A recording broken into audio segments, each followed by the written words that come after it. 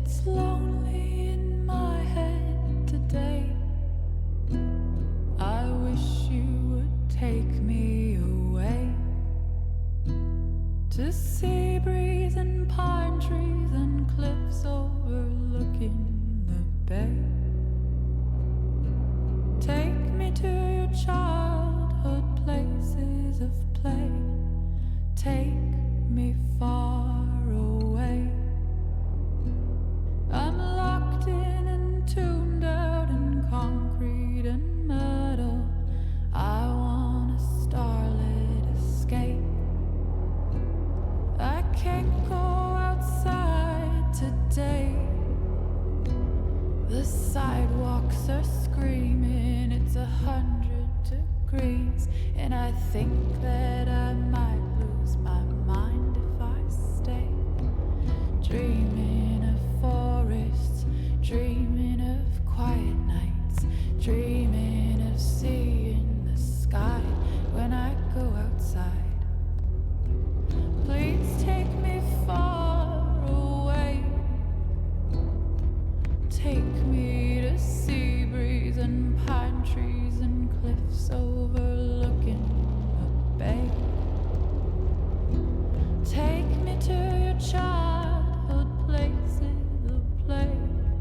Take me far away. I'm locked in and tuned out in concrete and metal. I want a starlit escape. I want a starlit escape.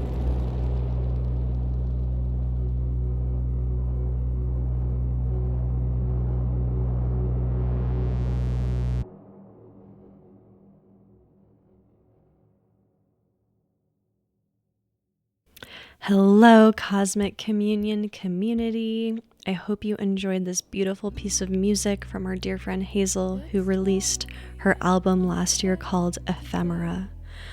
I woke up the morning that Kodie and I recorded this episode on Bridge 30 and turned on her album and just immediately started crying, and I felt like it was really connecting me to the frequency of 30. And so, of course, I had to go look at her human design chart, and she has 30.5 in her design Mercury.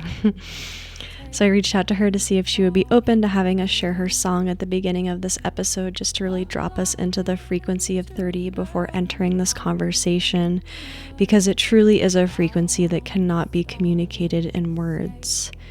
It is a feeling, it is a sensation in the body.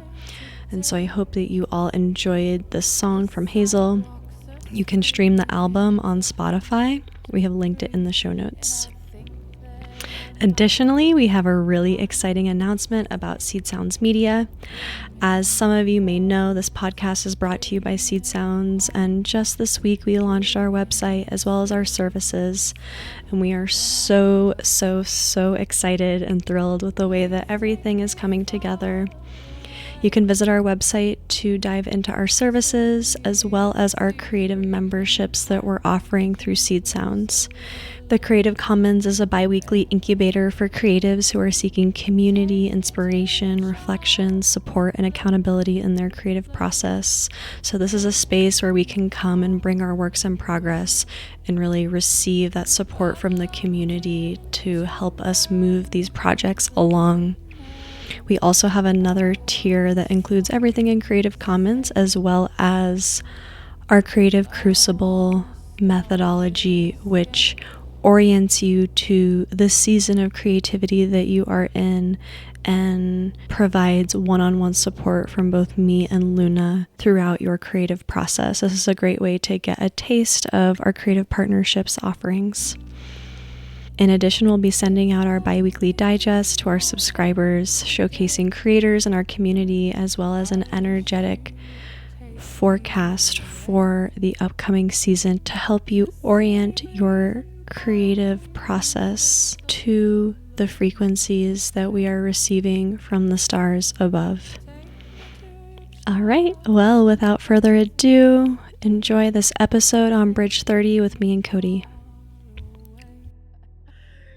Well, weaving in the third line theme for today, Yes. Yeah, that was just what was blowing my mind in reading this Gene Key last night. I was like, wow, the themes of like desire and the third line process was just really coming through. And I feel like I was starting to understand the evolutionary purpose and almost imperative that drives that third line process. And that there's just something that you and I have been talking about so much lately is this like duality and polarity and the necessity of that. Yeah. Um, and so, yeah, there were a few things in here that just really stood out to me. Like, yeah, I'll read this part. So the greater part of human experience is actually non-essential for our future, but it still has to be explored. As part of a chemical family known as the ring of purification, the 30th gene key naturally bonds with the 13th gene key, whose shadow frequency creates a powerful energetic field of discord and pessimism. Humanity is thus designed to move through a vast evolutionary process in which it is progressively purified. Such purification can only take place through the shadow frequency, since this provides the raw material for a higher state of consciousness. Most of the fallout from this incredible genetic process is found on the human emotional plane, sometimes also known as the astral plane. The astral plane is a subtle electromagnetic frequency field arising out of the sum total of all human desires and feelings. And so the thing that I wanted to like weave in here is like the astral plane is the fourth dimension. And so weaving back to what we were talking about in 49, when Mm-hmm. they, going back to the they, Yeah. um, the way that they get us to manifest what they want is through the astral plane. It's through the fourth dimension. I wanted to actually I feel like there's like so many ways that we could go with this conversation, but I was thinking back to that Barbara Handclough book when she dives into the fourth dimension, but like Yeah. that's where the mind control is happening. And actually this feels really appropriate to finish out the Aquarius season conversation, because Yeah. that is the kind of shadow frequency of this age of Aquarius, Pluto and Aquarius that we're moving into. The shadow of Aquarius is that mass mind control, because Yeah. Aquarius is the collective mind.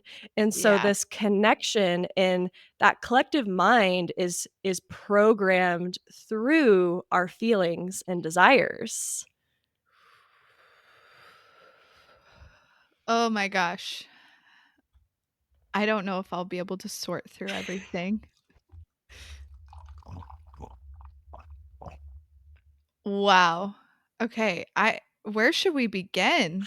I don't know. There's like we're never going to get Oh, to it all in this episode. and that's what I'm really tapping into as I'm preparing heavenly bodies for Pisces season is the absolute depth of Mhm. this energy that we're starting, that like 30 is the last gate inside of Aquarius. So it really is the guiding energetic into these depths of Pisces. And it's really swallowing us whole. Like I'm feeling the magnitude of 30 right now swallowing me within its depth. And I think that this is really qualitative. Like to speak to this experience is really qualitative of Bridge 30, of Gate 30, Gene Key Mhm. 30, whatever one you want to call it, because it is that hunger that's like the part of it that I'm really curious about. Like it feels like the hunger, there's something here in Pisces around uh gravity and pull, and like so you think about water and its depths, but what's pulling that? The moon, the tides, right? And so there's this gravitational force that is shifting the depths of the waters that then Mm. reveals, like, I was like, like a whale coming up from the depths. You see and you know, but you don't. A whale is huge. That's a huge truth to, like, understand.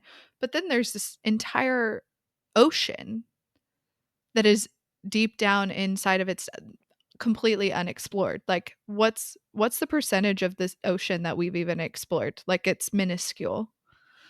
Um and so the hunger that you were speaking to is almost like that. I don't know. We'll have Yeah, to keep, like, it's the gravity. yeah. I think it's the gravity, and what was just sticking out to me is, like, gravity is what creates density.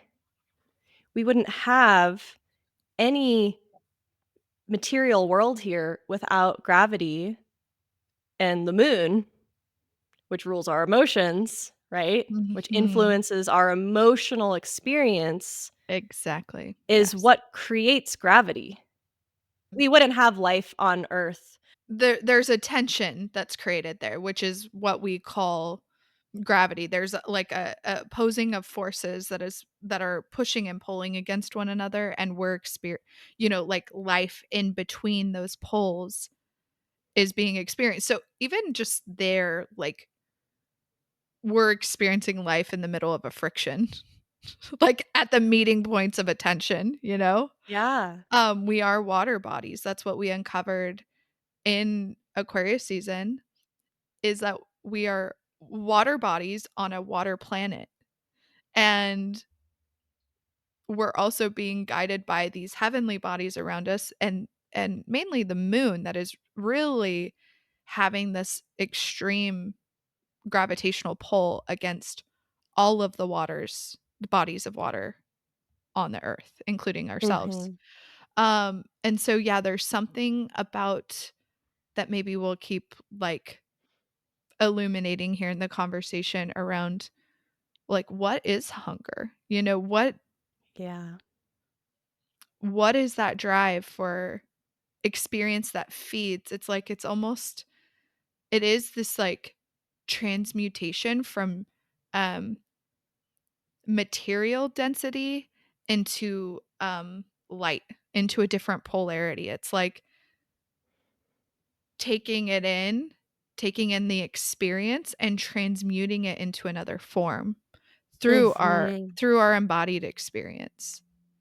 I'm Mhm. curious what that brought up for you, if anything. So much. Oh my gosh, there's so much here. And it's like it's because it's the, like, sensing circuit, it's the experiential way, so much of it is an experience that, Mhm. I think we're gonna have a hard time really articulating the Yes. gravity of it. No, I was Literally. I was typing my, these, like, little seasonal transmissions come through that I send in my newsletter, and they're usually easy.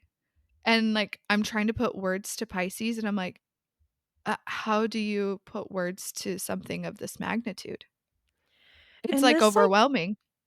this brings me back to just, like, this other conversation we've been having about the solar plexus in general, in that the solar plexus is the place where spirit communicates with us, and spirit does not communicate in words, it communicates in feelings, and so Mhm. it feels very important to bring into the conversation, this mutation and evolution that's happening within the solar plexus, and as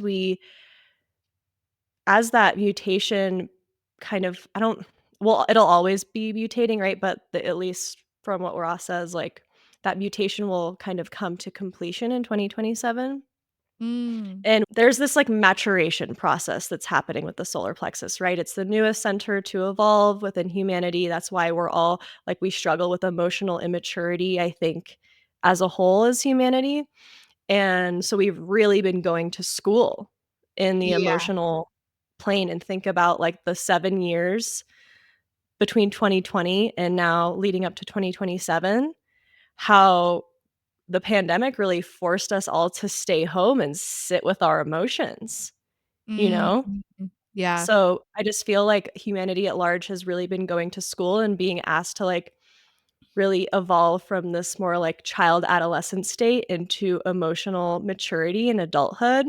Mm, I think another thing that really lays at the foundation of our relationship to this work is bringing the awareness of alchemy yeah. to human design, and Richard definitely speaks to it a lot in the Gene Keys, but this being part of the ring of purification, I was being brought back to the relationship between 41 and 30. And so something that I kind of Mhm. realized, which I thought was really cool. So 41 begins Aquarius season, the first full gate in Aquarius, 30 ends it. They create a channel. 19 is the second gate, 49 is the second to last gate. They create a channel. And then in the middle, we have 13 at the G center. Mhm. Yeah. Um Yes. and It's like so it's like pointing inwards on it's like its it's yeah. it's like a rainbow. Yeah. And something that I wrote down last night was the truth of desire. Mm, And the purpose of desire is to purify us.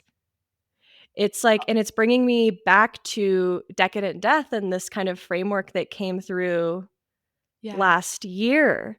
And it's like in the spiritual community, there's like, oh, density is bad. We want to be light and blah, blah. But it's like, no, we actually need the density to become light. Yes.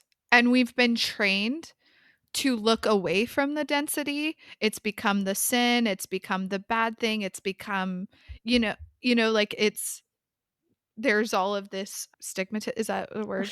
Did I That's say it's a been stigma. stigmatized, and so now we look at density as if it's like a bad thing, when actually it is the source of it's like the source of fuel. It's like Mhm. food for our spirit. It's Mhm. like that's how we initiate this process of transformation and evolution in humanity. Mhm. Like, I mean, even just in the most simplistic way, to Yeah. to be in the light is to have the dark. Like the shadow, Right. like the shadow is just an experience of the light shining upon us. Mhm. And it was bringing me this whole conversation was bringing me back to what we were talking about yesterday. Because, I have desire motivation also, and so in the Gene Keys, Richard calls the shadow desire, but I think there are different ways that we can relate to that word and that it's not always at a shadow frequency. Yes. And so this is something that I really wanted to pull apart because I feel like part of my dharma is really like empowering people to own the breadth and the depth and the audacity of their desires. The way that we relate to the desire is what determines whether it's more at that kind of shadow frequency or whether it's more in that light and citic frequency. We avoid our desires because it's like I can't even go there because I want it so fucking badly that if it doesn't happen I might die. Like That's how it feels. The fact that you just said that is like blowing my mind. That if I don't have this, I might die. I think that's another layer to this story I've been unraveling the past month.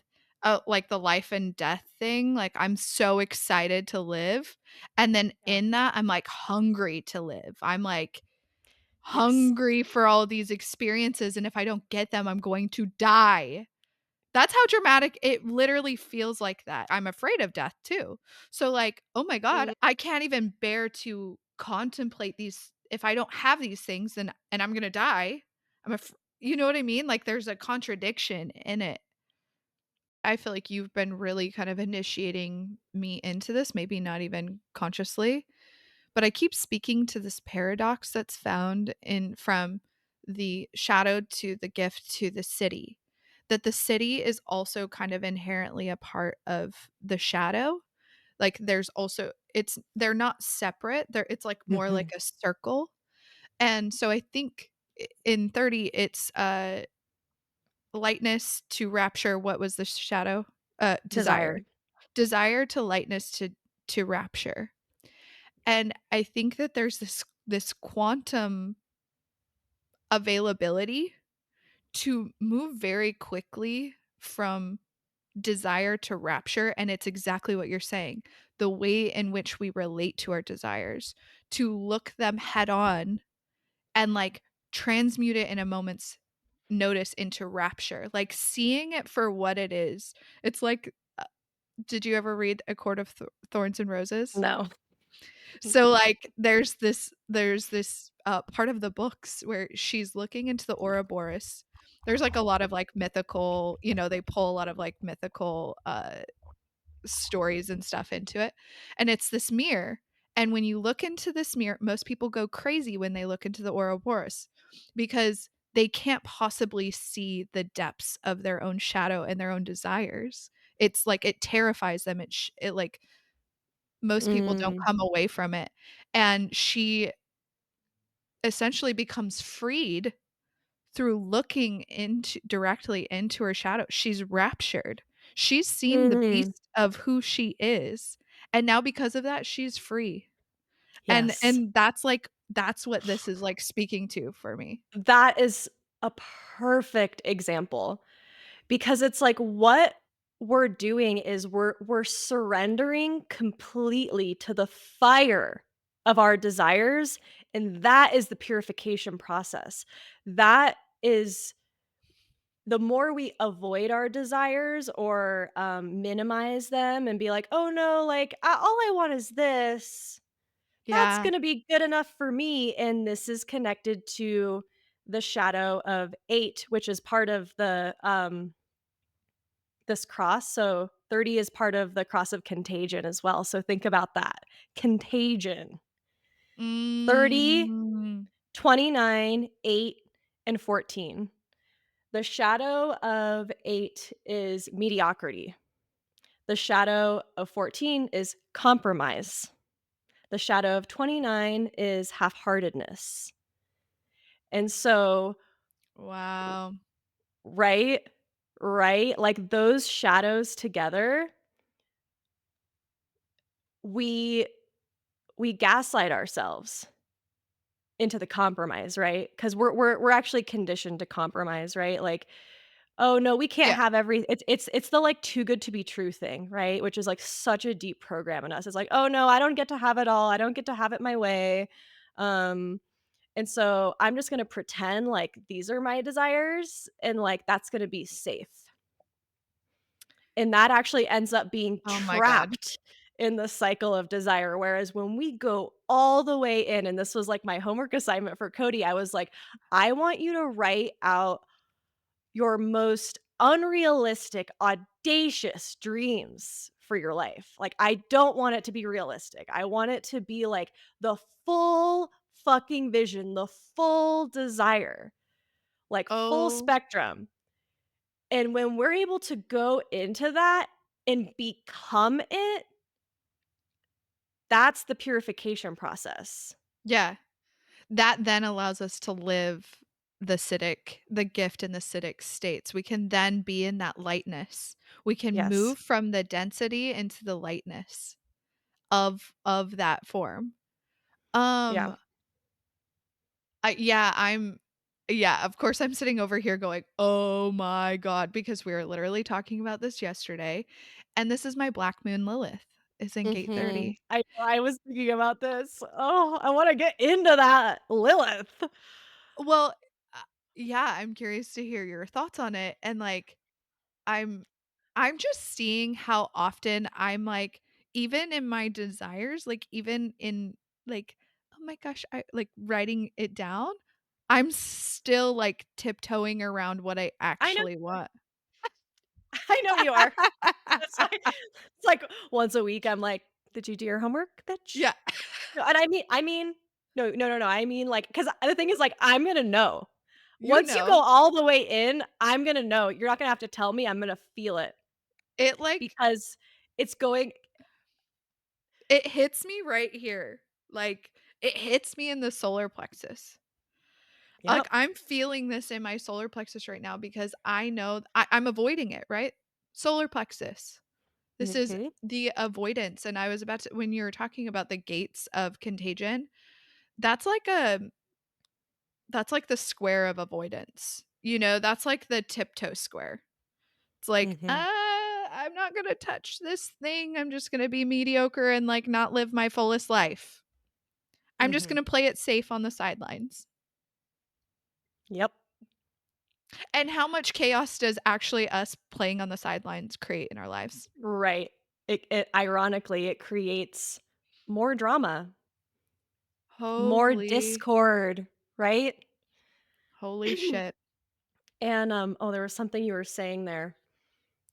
Oh, I asked you was I wanted to hear your thoughts on the Black Moon Lilith.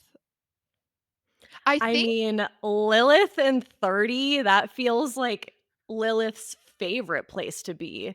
I Like, that is deep. That is deep. that's what I was gonna Oh, say, oh, like oh, go, go, go, 'cause go. okay, okay, and now this is bringing me back. So, what you were saying about feeling it in the solar plexus and the avoidance, what are we really avoiding? Our truth and our power. Our power. Yep, We're right? Like, 1000%. there and that's back to this conversation we were having in 49 around, like, we're still a little bit afraid of the power that we're able to access when we fully embody the solar plexus, right? When we're not avoiding that truth and that power and really allowing ourselves to channel that power, we don't see a lot of people doing that, right? Like, again, we're these are like new powers that humanity is still learning how to wield safely and Yeah. effectively. And this was a big part of my journey as well, like this past however many months it's been now. This fall, I kind of slowly emerged from a period of just really, really deep shadow work. And I was working with a teacher who's a shaman and depth psychologist, and she was like, a lot of people say like, "Oh, I'm afraid of my power," or whatever, but like you're actually afraid because your power is like a nuclear bomb. And there that's the thing that's why we're afraid of our power, right? It's like we're afraid to hurt people. Yeah. Because the only way that we see power being wielded in our world is to oppress people, to kill people, to control people, to harm people. And Yep. so we need more people embodying that power for the good of the Ooh. collective. Ooh, yeah. Yes. Wow. That I mean, that really is hitting home something like you're touching something so close to the truth, which is that, yeah, that's all we see in the news. That is our example of what power looks like. And I feel like that has begun unraveling and looking at Pisces. What is power? What do we even understand as power? And like I think that is going to really reveal itself this month in Pisces. And I mean there's the thing that like as I'm saying like is tugging at me is like uh the wholeness of it, right? The dissolution of boundaries and the belonging, the understanding that we all are belonging to one another, that like no matter what shape or form our power takes in our embodied experience, we can trust that that is exactly the experience that we're here to impact our reality with, and trust that it's for the good of all mankind, Mhm. that it is the power that we're here to um, circulate into our system. Yeah.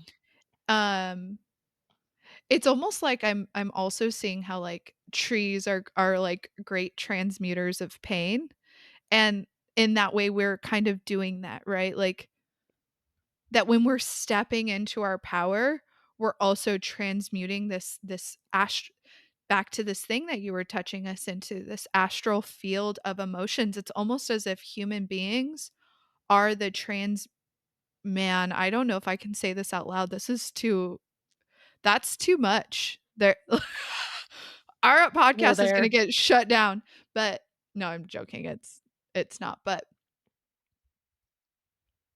that's the real illusion. That's that's the real psyop, is that by disconnecting us from our power sources, their heart it they whoever they are, I think Pisces is also dissolving the they and realizing it's actually the we, the me, and but they're harvesting that power from us instead of seeing that we're transmuters of power and that Yes. we are the life force. We are the power of Yes. this planet. Yes. Yes. And that when we step into that, we are being the change. Mhm. We're imbibing the change. We are Mhm. within it. We've moved Oof. from this Aquarian we've moved from this, like, Aquarian channeling of power to just living in it Being and the power. being the power. And I love how this is weaving back around to this pattern I was picking up on with the third line and the third color. This is what desire motivation is all about, right? Yes. It's inspiring, it's motivating others to be this force for change in the world. Yeah. And it's not really through our actions, it's through our being. Wow. Yeah, I mean, I feel like as somebody with innocence motivation and desire transference, that desire transference really shows us, and highlights the kind of corrupted side of desire, which Share is more like on yeah. it it's not an embodied, experience of desire. It desire transference is a power grab for hunger's Mm, sake because it's hungry and it's desperate and it needs to be fed. And so it will do, say, be, sell, whatever it needs in order to be fed and to mm, like have those shadows fed, because it's not really going to fully play out what it wants. Like, you're not going to see that expressed on the outside.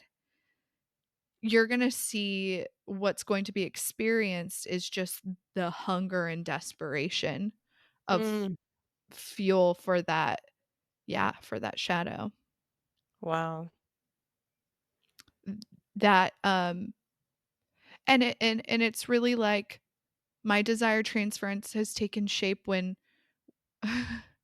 has uh taken the show in a way that it's like uh directing me back to something I'm not doing for myself, that I'm not giving to myself, where I'm Mm. not living into my full empowered self.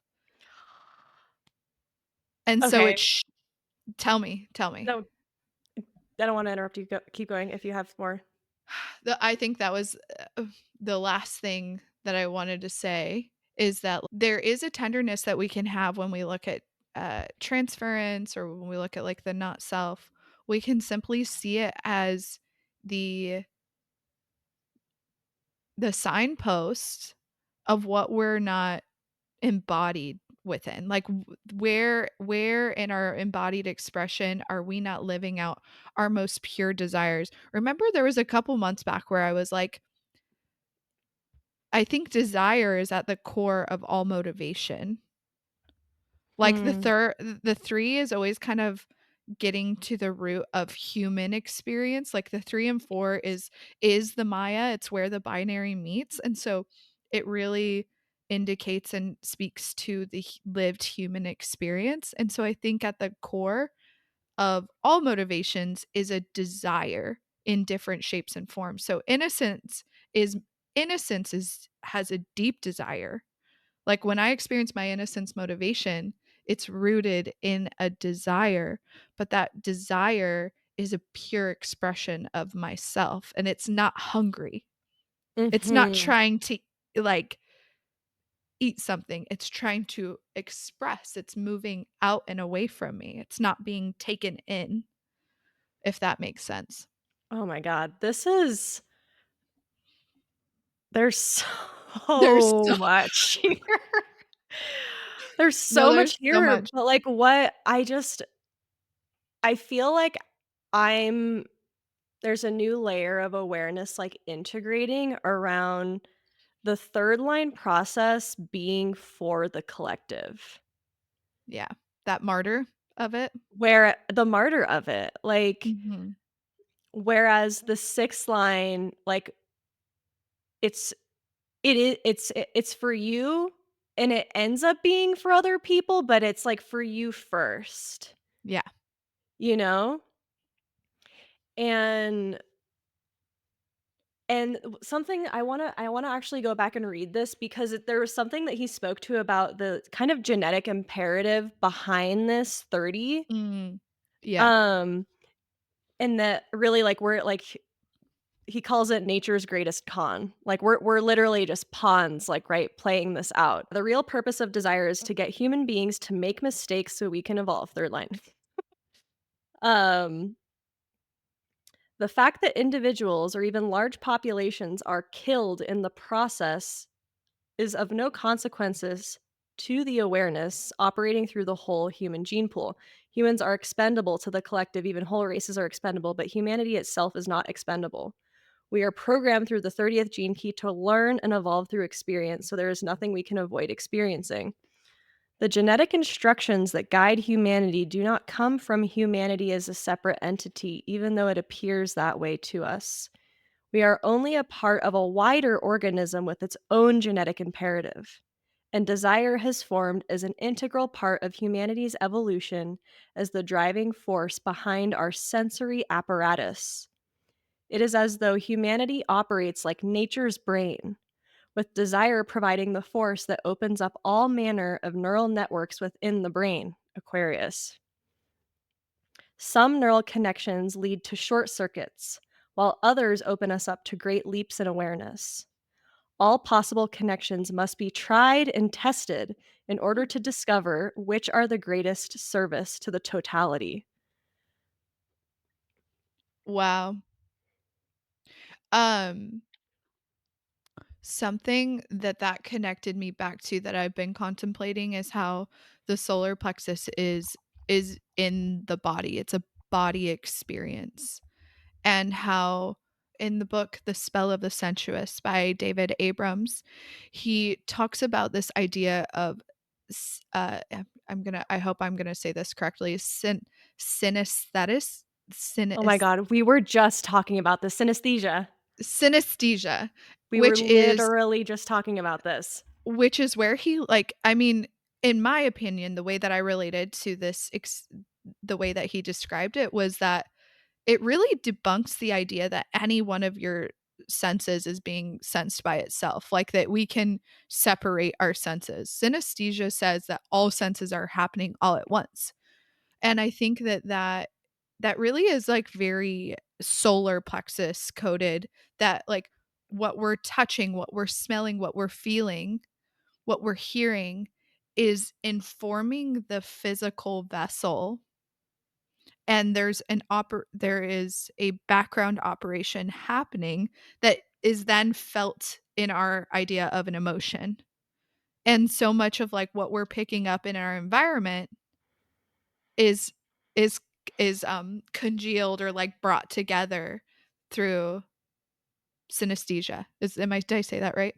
Mhm.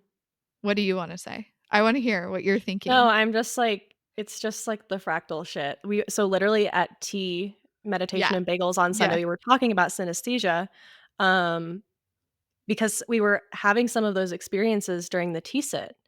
And, we were having this whole conversation around how it's been phrased like either you have synesthesia or you don't, but that's not actually true. And one of the Mhm. ideas that came through for Seed Sounds was curating an experience that, like, primes people for that synesthetic experience. Yeah. Oh my Um, gosh, I love that. yeah. Because, to it's like it's I think that this is also a place where we begin to see how connected we are to our environments and our reality and the people around us, where we really blur the lines between me versus them or that or this chair. Right now, I'm sitting in this chair and I'm feeling this chair, but I'm not thinking about that until this moment. right? And so it's a part of me. Like this chair and me are one right now. Yeah. And it starts blurring the lines of separation between our me Mhm. and the living world around me. Mhm. Um, Back to the fractal consciousness that we talked about in 13, right? Oh, I'm yes. loving this, like, connection that's just unfolding between these 2. I what I love about this, and I would love to bring it back to, so as we're recording this, we've moved, well, we're still technically in 49, but when people are hearing this, we will have moved from 49 into 30. And so I'd love to kind of like, we're tracking these gates as they move.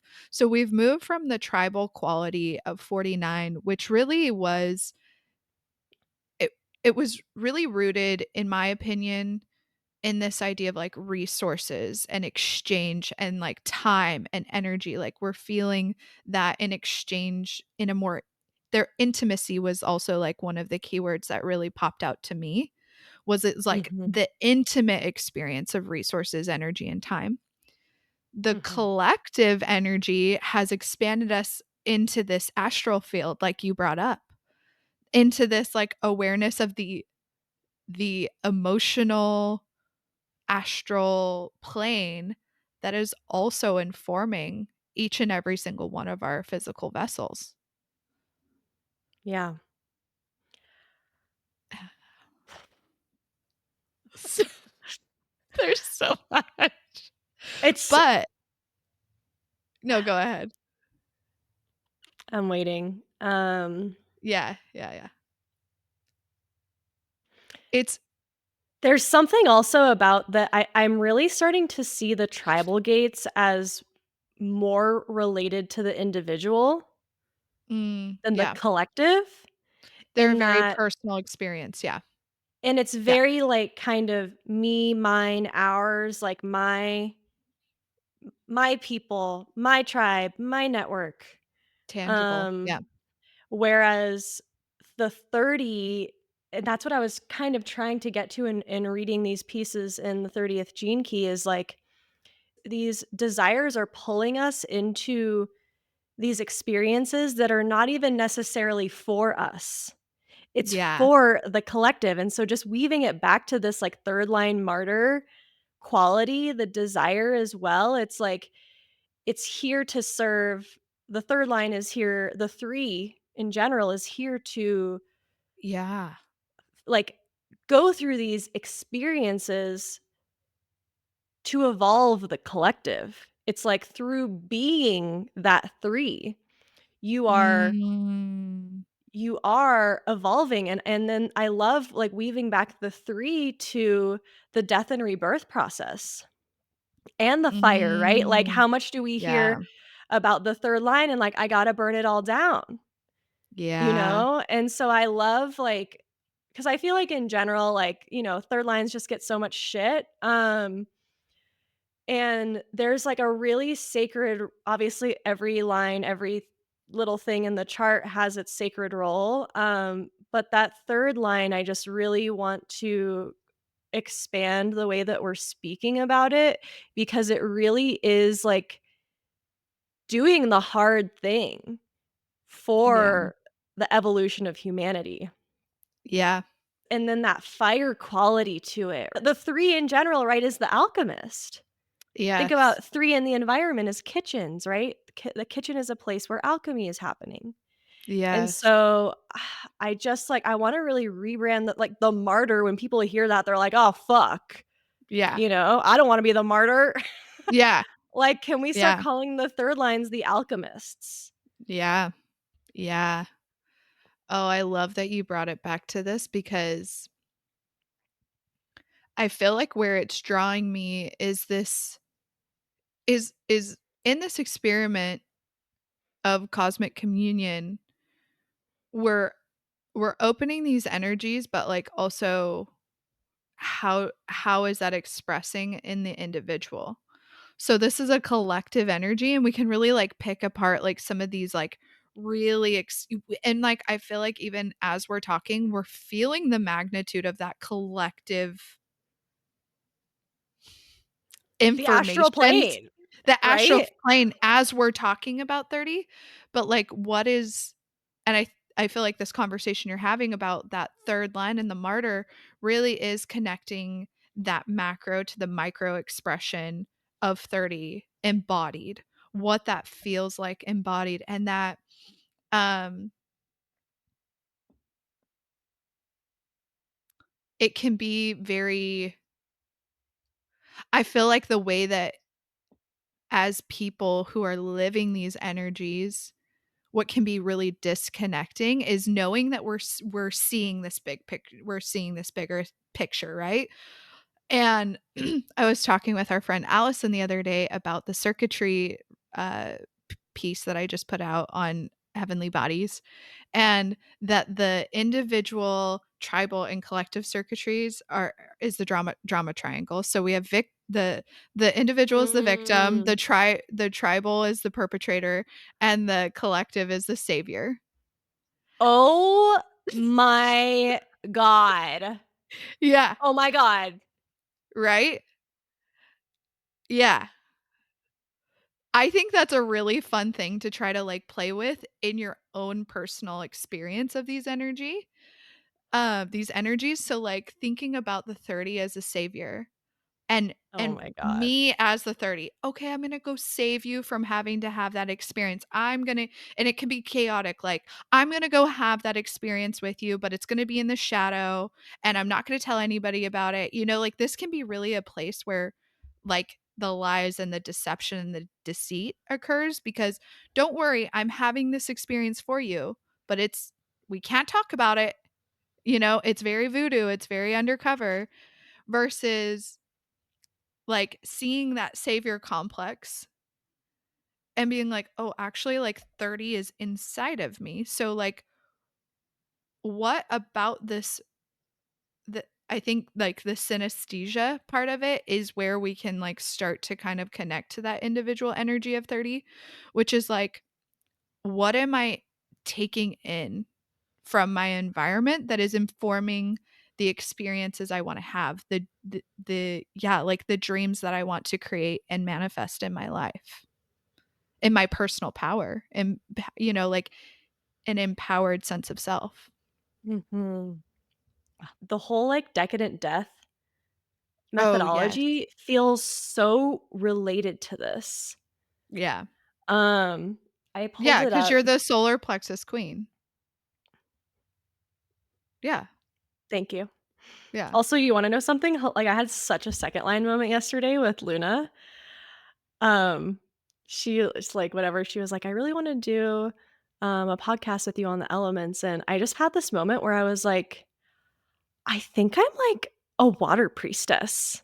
And she's like, "Did you not know everything about you is water? Like, like, did you not know this?"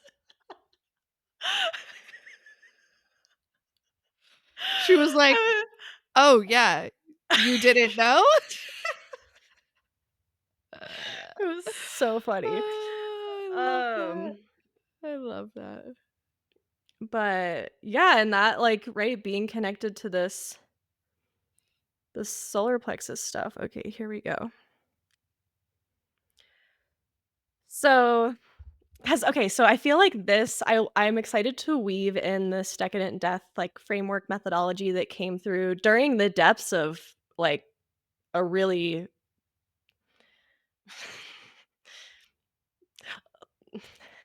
I don't even I can't, like, there's not even words to describe what that experience was, like, again, Like, it's ego like death is not ego even death doesn't even no. begin to describe the level of Evisceration. darkness, yeah, and, like, literally, like, standing in the fire for days and days and days on end, Yep. which is really what 30 is inviting us into when we go, like, straight into those desires, and so this framework came through, um, during that time, and so the first step in this decadent death framework is playing out the drama. Sometimes the only way to get to the core of the wound is to play out the drama, to own your role as the main character of your life and creator of your reality. Sometimes we have to lean all the way into the drama to see the absurdity of our circumstances. When we allow ourselves to play out this role and identity fully, which is going fully into those desires, we zoom out of our victim narratives. That's what creates the lightness. Yep. We create space to laugh at ourselves, bringing a lightness to what has been dark and heavy. The humor provides perspective and helps us see and own the drama we've perpetuated from our untended wounds. This is actually really wild to reread because after reading 30, like, this is exactly what he's talking about. The way that you cultivate lightness is through humor. Yeah. It's through beginning to zoom out of being like the victim in the story and seeing like, oh no, you're the main character of your life and you've been directing this thing. You wrote the script, you've been playing out the role, but you've forgotten that you were playing a role. And so let's remember that you're playing a role and play the fuck out of it. Go Yeah. all the way into that shadow, into that desire, into those taboo aspects of yourself and your psyche. I feel like this is really, like, involving that drama triangle. Like, Yeah. quit thinking that you're the savior, be in your experience. Mhm. Like, quit trying to savior your own experience by not being in it. 100%. And that's, like, what this really came from was Yeah. this came from, after I started working with this teacher, Frances, and she called me out hardcore on my savior stuff and my victim stuff, and the medicine that she prescribed to me was like, "You need to step into the perpetrator. You've been Mhm. being the, manipulative Scorpio behind the scenes, and you're a master at covert power." But she literally told me my homework was to get a strap on and walk around my house swinging dick. Like, that's literally that was her homework for me. Like, out in the open, like, admit it. Yeah, Yeah. like, be the perpetrator. Like, you need to, and this comes back to, like, this conversation around we're scared of our power, right? Yeah. Because she's like, "You need to practice being the perpetrator now consciously so you know how far you can go, because if not, if you keep suppressing that perpetrator aspect of your psyche, which we all have victim, perpetrator, savior in our psyche, all of us, it's programmed into humanity. We talked about it in 49. um if you keep that perpetrator suppressed, then it's going to come out of the shadows in Yeah. a way that could harm people. And Mhm. so instead, the way that she really like invites people to consciously invite the perpetrator in and start to see what we're capable of, Mhm. right? Yeah. And um I just yeah, and there were some really funny, it's just so funny when you start doing this kind of work, like what your subconscious brings into your field, like the characters that your subconscious brings into your field to practice these things. Oh my god. Hilarious. Kodie knows. Yes. Um, It was one of them. You're like the absolute clowns. Okay. yeah, so good. Um, so after playing out the drama, I'm not gonna read the rest of it, but if you're curious, you can reach out to me because I'd love to chat about this with people. Once we, like, live fully out that desire, that experience, and become it, right? Like, that just really like, that we have to allow ourselves to be engulfed in the flames and the fire of our desire, and that is that quantum leap into the city like you were speaking. It's like when we go all the way into that shadow, that is what, and Richard says this, right? Like the city is hiding in the shadow. If we keep avoiding the shadow, we're never gonna get to the city. Oh, he does say that, like, he He says says that, that. yeah. Yeah. Okay, because 'cause I'm like, "No, these things are within each other, Well, like, they're he's a coded it." 64, 63. Oh, yeah, okay, so he's He's on like, the cross of consciousness. So I feel like 64, 63s are just so hyper aware of the paradox, yes, we you see know? paradox everywhere, yeah. Yeah. Um, but yeah, and I feel like that's what my desire feels so lit up about. It's like, I wanna go in. Like, let's Yeah. go in and bringing it back to 13 and the empathy. Oh, that was something else that I wanted to loop back around to when you were speaking. I've been kind of thinking about this empathy since our 13 conversation because for most of my life I've identified as a hyper empath. Mm. And like I do think that there is a kind of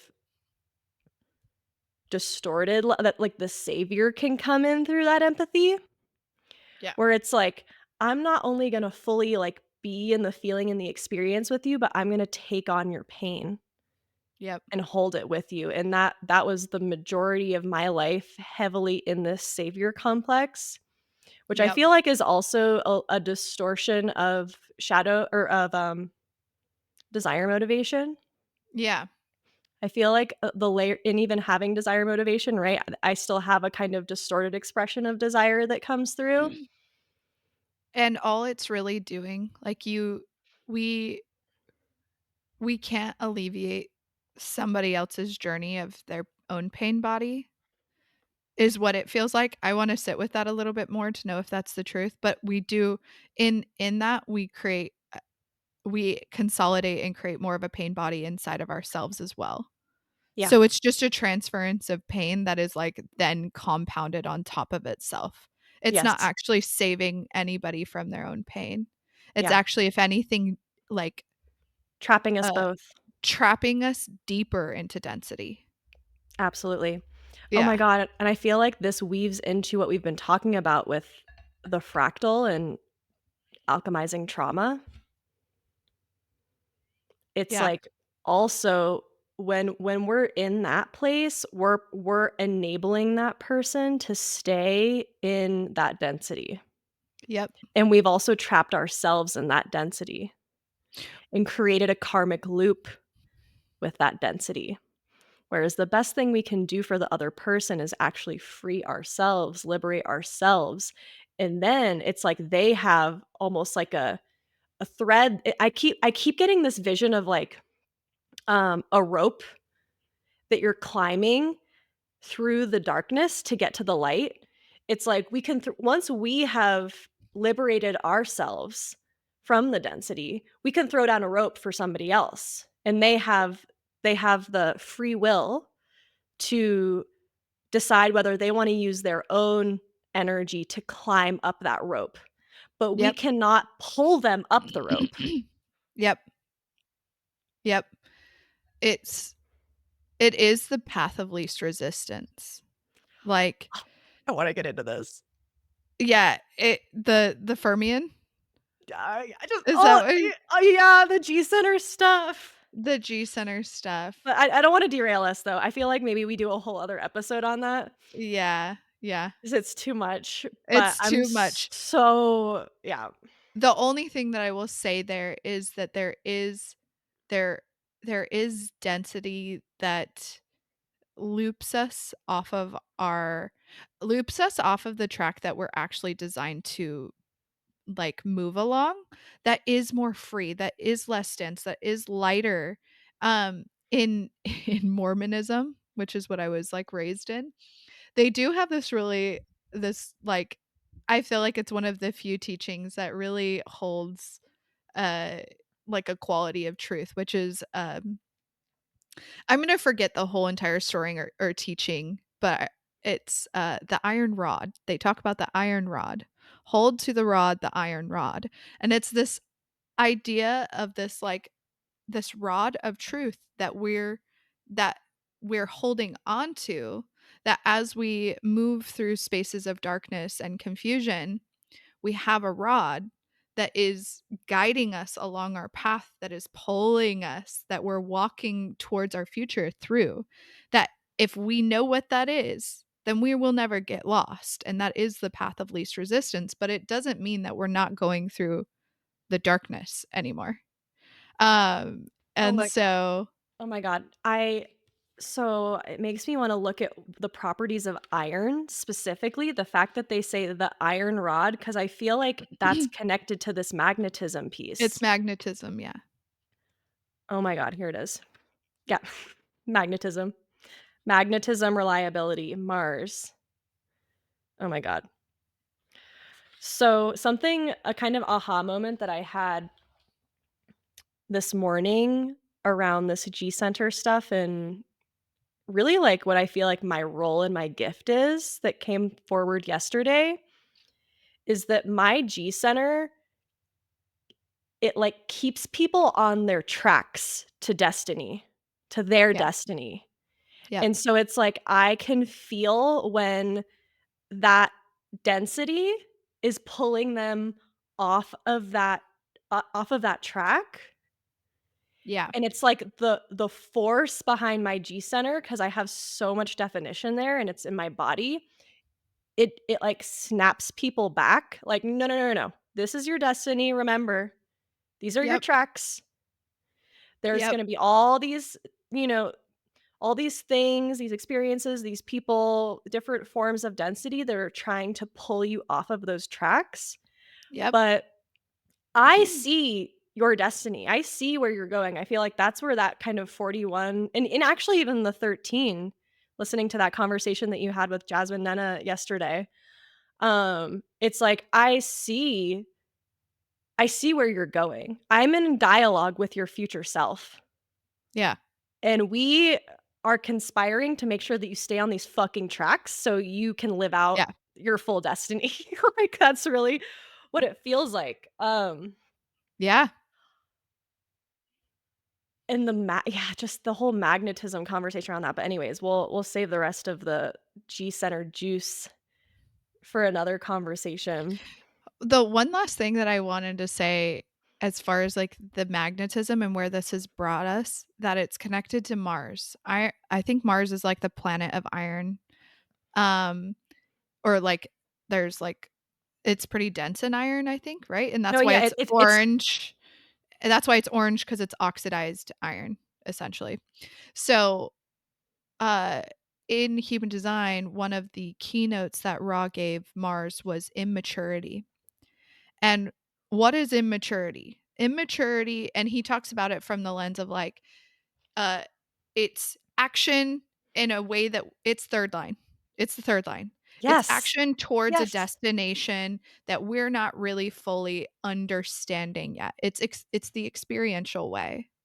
And so I feel like Mars really is this like leap of faith into the unknown and this magnetism, this following of so like the third line process in the experiential way isn't necessarily, and this is like some of my resistance to that, like sleep on it, wait, like I think when the mind is at play, that's a really great piece of advice, but I don't think that all emotions are mental.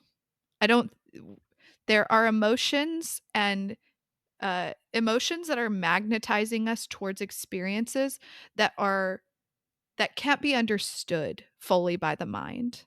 And so this like Mars, this action, this magnetism, there's a this and a that to weigh to of like what am I experiencing the mind or am I experiencing the body? And can I trust my body to lead me towards experiences that are for me? I might not know why, but can I trust that this is where I'm being guided right now? And Wow. I think just like you said, I think that we have so many more opportunities in the upcoming season to really unpack this solar plexus story. I think it's going to be massively huge. I'm excited for everybody that's going to be tuned into it because Talk about cosmic synthesis. I am just, like, so blown away at how yeah, everything is literally synthesizing. Like, yeah. oh my god. Um, there's just, like, so much. There's, like, There's there's so much to talk about,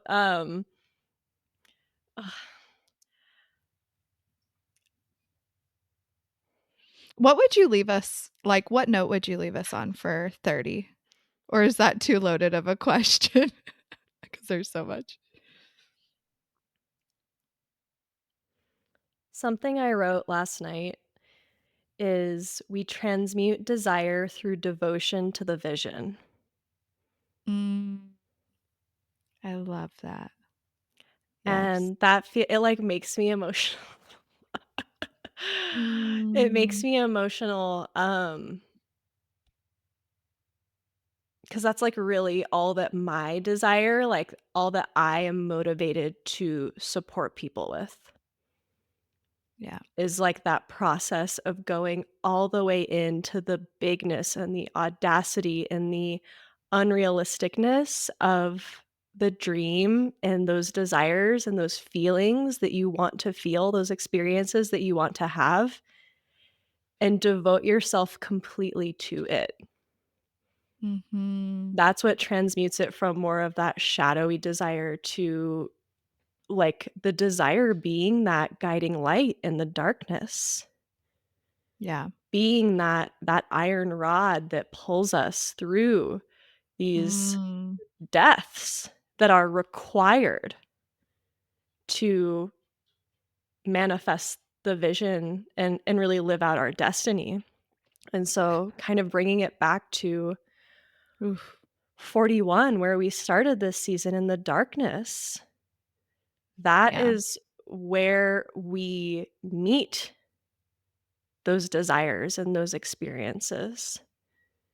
That's where we Mm, start to tune into the bigness of what we came here to live out and experience.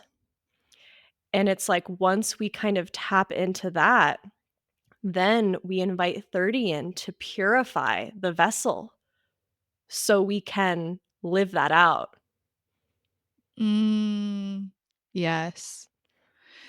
I'm, like, seeing how, like, Aquarius kind of, like, expands us out, builds the vision, tends the community, and then we get pulled back in by Pisces, this gravitational weight, this tidal wave or something that Mhm. pulls us back in, that we surrender to becoming it. So, like, we audaciously dream it up, and then we pull it back in to just actually transform into the the form that is going to make that happen, Mhm. Oh, and yes. nourish those the nourishment to those seeds that we're planting in our life. Wow. Yes. Yeah. Oh, so juicy. Talk about cosmic communion. Yeah, right? Oh my Oh my god, god. I love me a 30. My design earth, I'm always looking to hook up to that 30, like, Yeah. oh, it's so good. You're like, "You got a 30, you got a 30. Who's playing?" No, really, it's like that's the experience that I'm looking for always, Yeah. you Yeah. know, because it's like that's what it feels like, it lights up that vision, it lights up that 41 with life force, with spirit, right? Because like, that 41 is that, like, earth energy coming up from the root, but then, oh my god, that it's where the It heavenly pulls it bodies meet, it's right? pulling it in, It's the earth and the cosmos coming in to for that sacred marriage, that union, that union. and that is the fucking sweet spot, man. Oh, man, this is gonna be so fun. Yeah, This I'm, is like, gonna be turned on so now. fun. Yes! Which, like, it wouldn't be a Yes. conversation about like, we didn't even touch on that, but this is also the channel of, Yeah. like, the hopeless romantic. Well, I think, like, turn on even is, like, we have such a preconception of what turn on is. I can get so mentally stimulated and turned on all the time, and I get I want to, like, tell people that, like, "Ooh, I'm turned on right now," and it's like it is a sensual feeling, but it's like, Mhm. I'm not gonna try to have sex with you. I'm just like, like, there is vitality, the spirit is Exactly. There's present. life force. There is life force here. And Yes. so, like, it's not it can be that, like, it easily can be that, obviously, but it is something it's more, it's vitality and Yeah. spirit that is present. And I wish more people were just like, "I am so turned on by life right now." I feel that that mutation is happening, though. Yeah. I feel Yeah. like with the 59 and the 55 coming into the background frequency, we're being and I really feel like we felt this initiation with the North Node in 25 as well, as like we're starting to see love and intimacy and connection and sexuality and sensuality outside of these frameworks and limited kind of Totally. frames of thinking that we've been conditioned to see Yes. them in, which is what casts them into the shadow, right? And, like, Yes. being turned on means that, like, "Oh, I have energy for this thing. This thing is regenerating my life force." That's what being turned on means, Yep. right? It means, "Ooh, I wanna follow that thread. I wanna climb that iron stick," whatever it's I wanna climb that iron rod. No. Well, Oh my god. honestly, the solar plexus is home to the 59-6, which is moving energy from the solar vitality, life Mm, force, attractive magnetism towards co-creation, towards reproduction, regeneration in the field. Baby, like this is where babies are made, you know?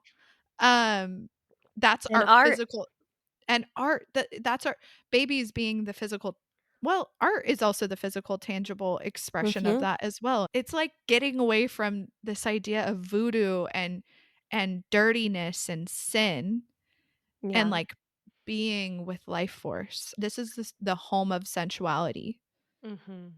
and allowing it to move through us and, like, yeah, really just, And like, express, and I think of, yeah, 8 is a Taurus gate, right? And that's part of this cross of contagion, and so yeah, I'm excited to, like, kind of continue to weave this story as we move, yes, like, throughout the zodiac. I'm just, like, already last night, I was like, "Oh my god, I can't wait till we get, like, to, like, this gate," and, like, all of these, like, I know. um, there's just so much. So, Yeah, wow. Pisces is gonna be fun. I'm excited. Thank you so much for tuning into this episode of Cosmic Communion. We really appreciate your support by subscribing to the podcast on Apple, Spotify, and YouTube, and invite you to check out the Seed Sounds Media website as well. We are super thrilled with how it turned out and really excited to share these offerings and services with our community. So, inviting you to go ahead and check that out at the link in the show notes. Thank you so much for tuning into this episode of Cosmic Communion. We'll see you next time. I'm locked in and tuned out in concrete and metal. I want a starlit escape.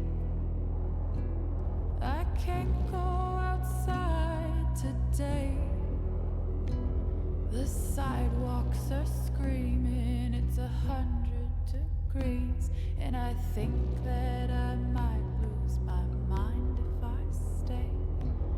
Dreaming of forests, dreaming of quiet nights, dreaming of seeing the sky when I go outside. Please take me far away. Take me to sea breeze and pine trees and cliffs overlooking a bay. Take me to your childhood places of play. Take